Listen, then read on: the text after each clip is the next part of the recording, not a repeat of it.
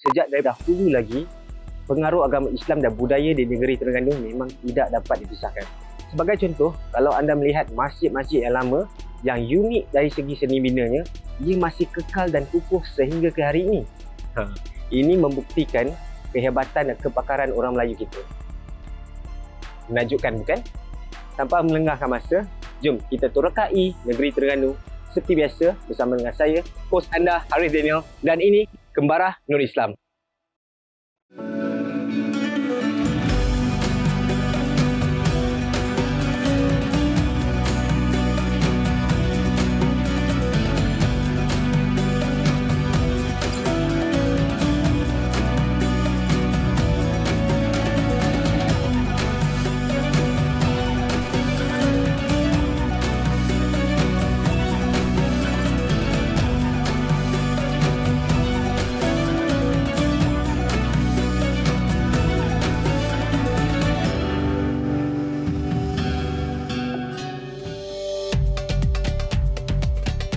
Negeri Terengganu mempunyai sejarah yang panjang di dalam perkembangan Islam. Banyak khazanah dan peninggalan warisan yang masih lagi utuh.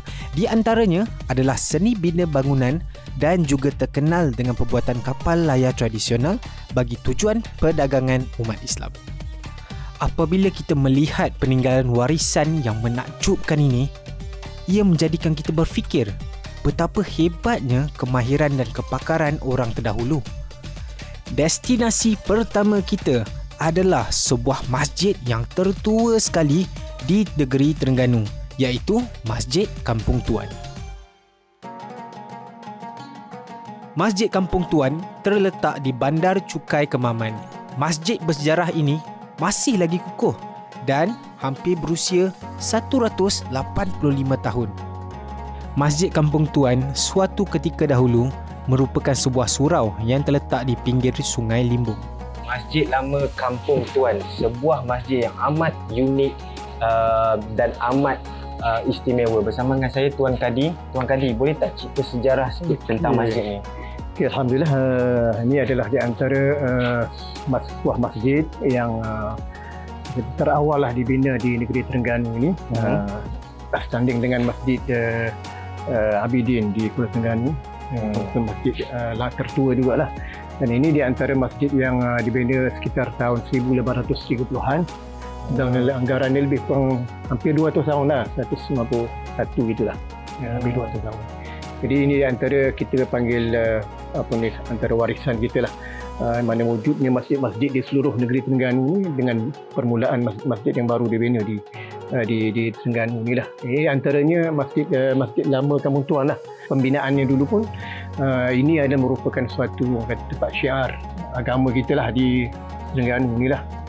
Maknanya segi orang mai belajar di tempat ini, dan adanya syekh-syekh yang turut hadir ke masjid inilah untuk menyampaikan ilmu agama. Namun disebabkan pertambahan penduduk, ia telah pun ditukar menjadi surau apabila banyak masjid baru yang lebih besar dibina bagi menampung keperluan penduduk di kawasan tersebut.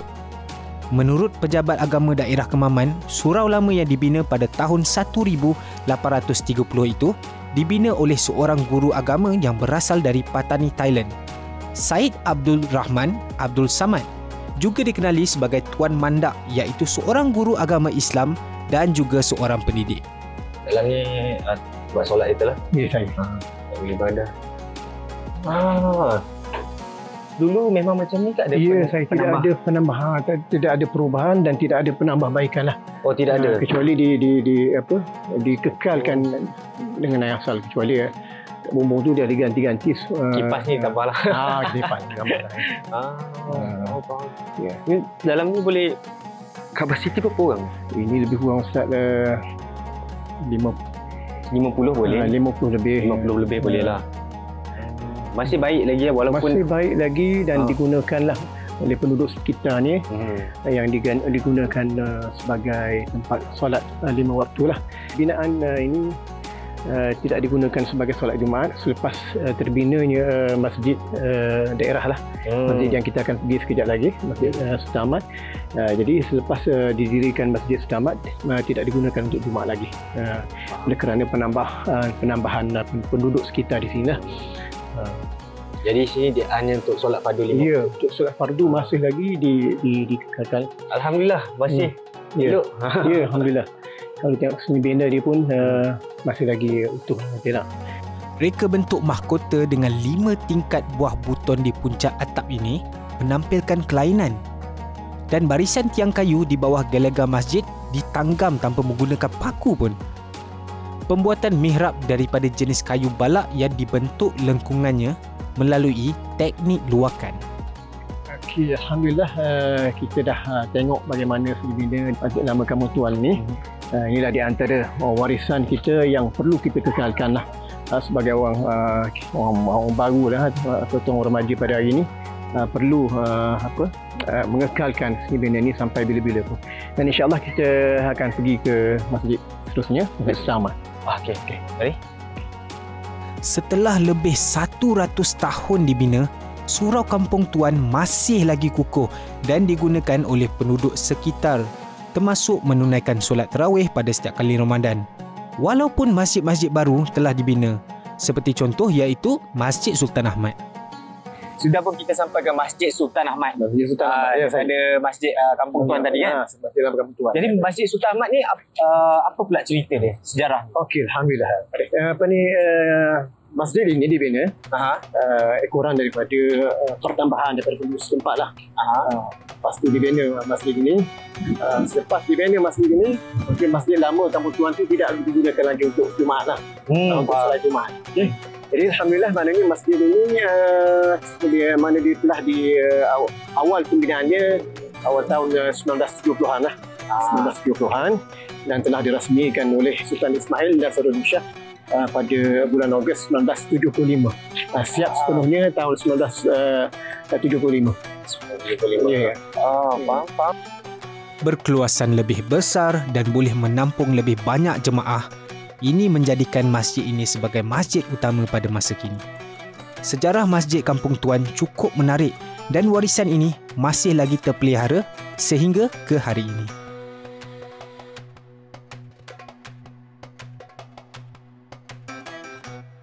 وَمَا عَلَى الَّذِينَ يَتَّقُونَ مِنْ حِسَابِهِمْ مِنْ شَيْءٍ وَلَكِنْ ذِكْرَى لَعَلَّهُمْ يَتَّقُونَ.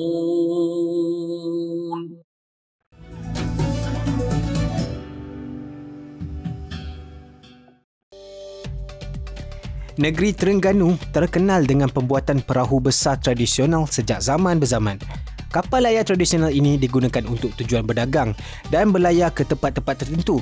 Sekaligus sudah tentu kaedah ini juga digunakan untuk menyebarkan dakwah agama Islam. Toh Syekh Duyung ataupun Syekh Wan Abdullah bin Haji Wan Muhammad Amin merupakan tokoh yang terkenal di negeri Terengganu.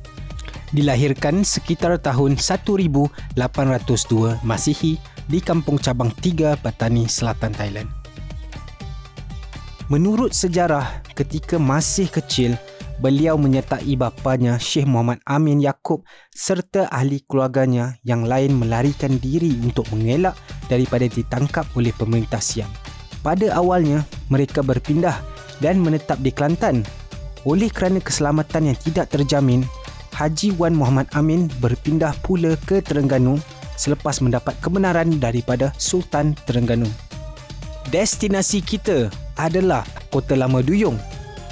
Alhamdulillah, kita sekarang telah berada di Kota Lama Duyung yang terletak di Pulau Duyung, Kuala Terengganu. Untuk makluman, Kota Lama Duyung ini adalah merupakan kota yang termasyhur pada suatu ketika dahulu.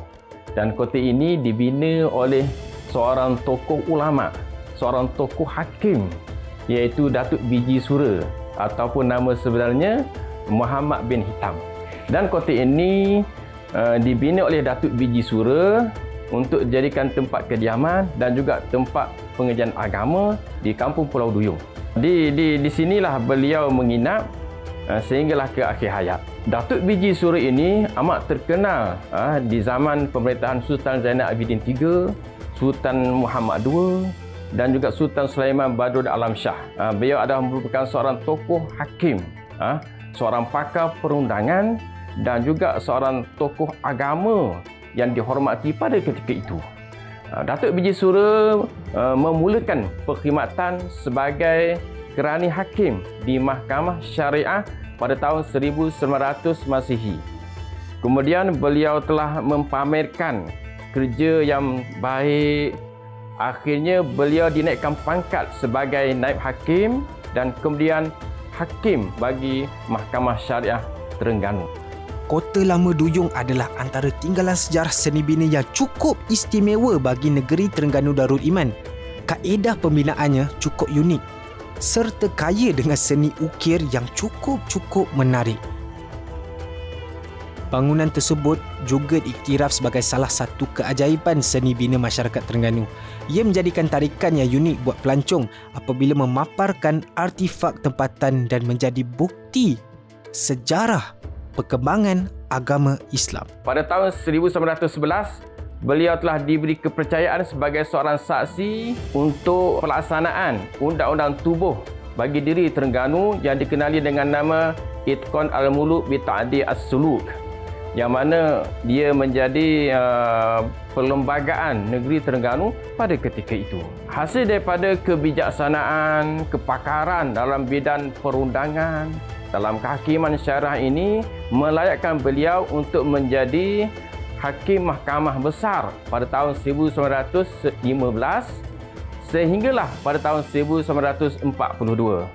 Dan pada tahun 1942 beliau telah diberi kepercayaan oleh Sultan Terengganu untuk menjawab satu lagi jawatan, iaitu Pesuruh Jaya Hal Ehwal Agama Terengganu.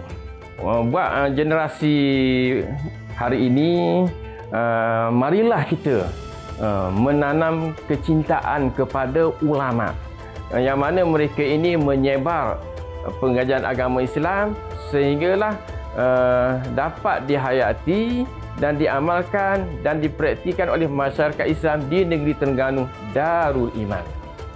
Apabila Toh Syekh Duyung menggunakan Kota Lama itu sebagai tempat penyebaran agama dan pondok pengajian agama Islam sekaligus menyumbangkan perkembangan agama Islam di negeri Terengganu. Kembara di Terengganu yang cukup menarik. Saya sempat singgah ke satu tempat istimewa dan menjadi bualan mulut penduduk sekitar, iaitu deretan gerai-gerai lemang kijal. Umum mengetahui lemang merupakan salah satu hidangan makanan tradisi ketika musim perayaan di negara ini.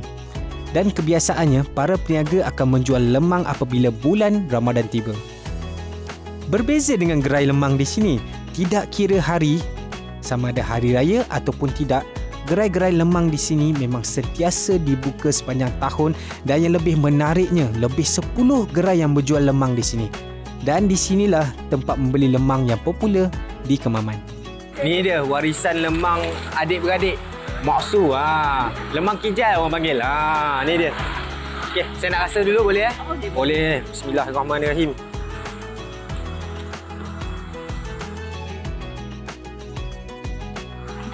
Allah.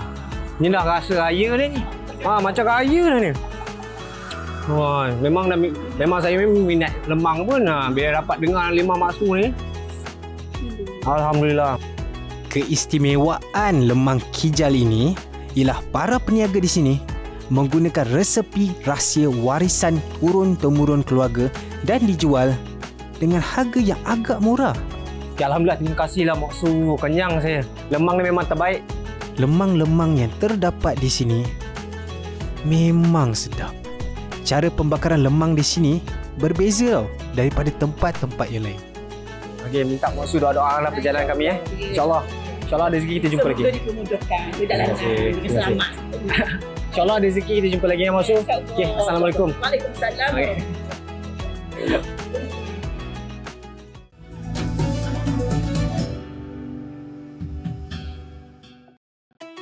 Destinasi kita seterusnya adalah Masjid Ulul Albab.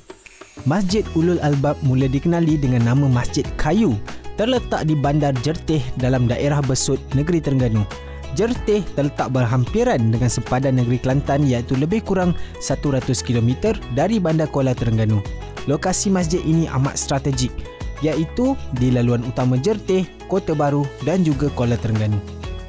Dicipta dengan majoriti dari kayu, masjid yang berada berhampiran dengan negeri Kelantan ini menjadi destinasi tumpuan untuk beribadat, terutama bagi penduduk setempat serta mereka yang sedang bermusafir. Dirasmikan oleh Kebawah Duli Yang Maha Mulia Sultan Mizan Zainal Abidin pada hari Jumaat 24 Februari 2012. Masjid kayu ini atau Masjid Ulul Albab seberang Jerteh ini tidak lesu dengan dikunjungi masyarakat sekeliling.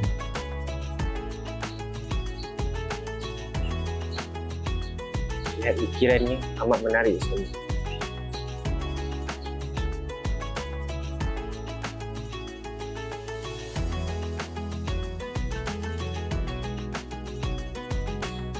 Anda masuk saja ke masjid ni, boleh nampak ukiran-ukirannya ialah ukiran tradisional orang Melayu kita. Masjid ini boleh menampung sehingga 1,500 jemaah pada satu-satu masa, sama ada solat fardu ataupun solat Jumaat. Berinspirasikan seni bina kemelayuan Islam, masjid ini menggunakan kayu cengal serta ukiran-ukiran yang cukup menarik. Ahli karya dapat mengisi masa serta memakmurkan masjid ini dengan kelas berbahasa Inggeris, pembelian dari koperasi masjid serta mendengar ceramah-ceramah agama.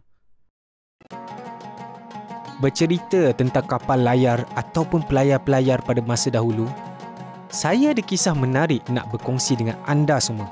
Oleh itu, kita perlu ke destinasi kita yang seterusnya, iaitu Telaga Simpul.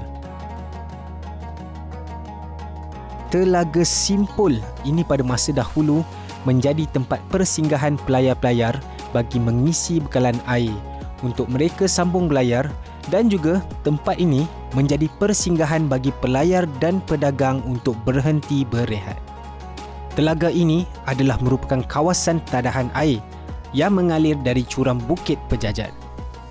Apabila kita melihat daripada catatan buku Abdullah Munshi dalam buku yang berjudul Kisah Pelayaran Munshi ke Kelantan, beliau singgah ke satu tempat di Kemaman, iaitu sebuah tempat yang dinamakan Telaga Simpul untuk mengambil air minuman dan juga mandi-manda.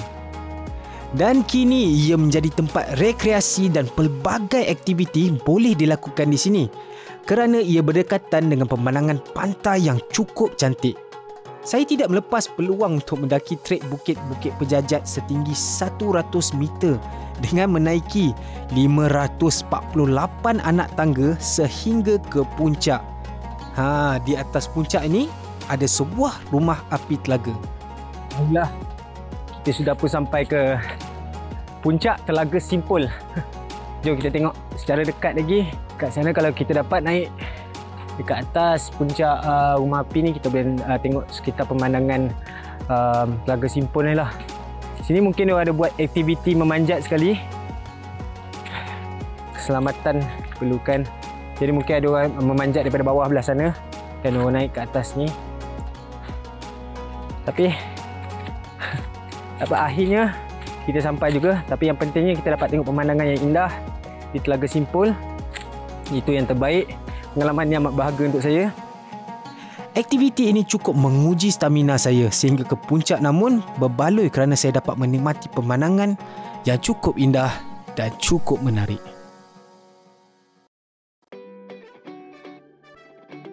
Negeri Terengganu memang terkenal dengan pulau-pulau yang cantik, yang bersih dan indah. Jadi, marilah kita terokai pengalaman menarik di sini, dan destinasi kita yang seterusnya adalah Pulau Kapas. Pantai Pulau Kapas yang putih, bersih dan amat mengkagumkan bagi para pengunjung. Pulau Kapas juga merupakan antara tapak menyelam yang terindah sekali di dunia. Kami sempat menjelajah di Bukit Singa yang menjadi tempat wajib singgah di Pulau Kapas. Baik bang, dah sampai Bukit Singa. Ya. Kita bakal mendaki ni kan? Ya, kita akan mendaki. Bukit Singa ni apa kelebihannya? Okey, kelebihan Bukit Singa ni, dia salah satu produk pelancongan yang baru, iaitu seperti macam dekat Bali lah. Satu lagi kelebihan Bukit Singa ni untuk banyakkan hiking. Lepas tu pula dia punya bentuk bukit tu sendiri. Kebanyakan nelayan dari Laut Cina Selatan yang akan nampak bentuk bukit tu sebagai singa, bentuk singa, seekor singa yang sedang duduk. Terdapat pelbagai aktiviti yang terdapat di Pulau Kapas seperti kayak, snorkeling dan scuba, jungle trekking, jelajah pulau dengan bot dan macam-macam lagi. Apabila sampai ke Bukit Singa, Allahu Akbar. Begitu indahnya ciptaan Tuhan. Sebuah pemandangan yang cukup menakjubkan. Alhamdulillah. 15 minit juga tadi. 15 minit. Tapi pemandangan dia kat sini memang terbaiklah kan. Pemandangan sini apa semua. Lepas tu dengan luasnya lautan, pemandangan dari segi Bukit Singa ni. Ya, itu salah satu tarikan. Bukit Singa ni salah satu tarikan pengunjung yang luar negara pada akan datang sini disebabkan bentuk geografi bukit ni sendiri. Iaitu kalau kita duduk dari sudut arah sana, dia akan melambangkan satu singa yang duduk. Pulau Kapas menjanjikan kepuasan bagi anda yang menyukai keterangan pemandangan laut dan pantai yang bersih dan kaya dengan pelbagai spesies flora dan faunanya. Jika mempunyai kesempatan, bolehlah bawa keluarga bagi mengeratkan silaturahim dengan percutian di negeri Terengganu. Sebuah kembara yang cukup menakjubkan apabila berada di Terengganu, penuh dengan sejarah dan warisan yang menarik. Serta saya akui bahawa negeri Terengganu mempunyai identiti yang unik dan tempat-tempat yang menarik. وهو الله في السماوات وفي الأرض يعلم سركم وجهركم ويعلم ما تكسبون.